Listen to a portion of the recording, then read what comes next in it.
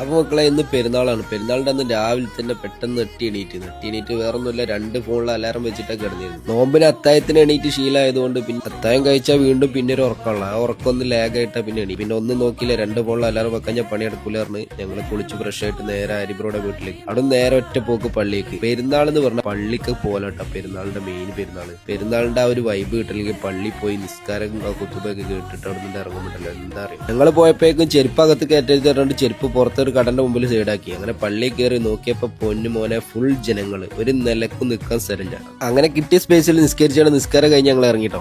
അപ്പൊ നമ്മൾ തീരുമാനിച്ച് കലൂർ സ്റ്റേഡിയം ഒന്ന് പോയി നോക്കാന്ന്. അപ്പൊ വണ്ടി സൈഡാക്കിയിട്ട് അവിടേക്ക് കുറച്ചുകൂടെ നടന്നു പോയി നോക്കിയപ്പോഴെല്ലാം അറിഞ്ഞു പൊന്നു മോനെ സ്റ്റേഡിയത്തിൽ ഒരു പൂച്ച കുഞ്ഞു പോലും ഇല്ല. അപ്പൊ എല്ലാവരും നിസ്കാരം കഴിഞ്ഞാൽ നേരത്തെ തന്നെ പോയിട്ട്, കാരണം അവിടെ സ്പേസ് ഇല്ലാത്തതുകൊണ്ട് ജ്യൂസും പരിപാടിയൊക്കെ ആയിട്ട് ഇങ്ങനെ തിരക്കൊക്കെ ഉണ്ടല്ലോ. അങ്ങനെ ഞങ്ങൾ നേരെ ബൈക്ക് എടുത്തിട്ട് നേരെ കറുകപ്പള്ളി ജംഗ്ഷനിൽ എത്തി. അവിടെ അത്യാവശ്യം ആൾക്കാരുണ്ടായി. അപ്പൊ നിയർ ബൈ ഒരു ചായക്കട തുറന്നിട്ടുണ്ട്.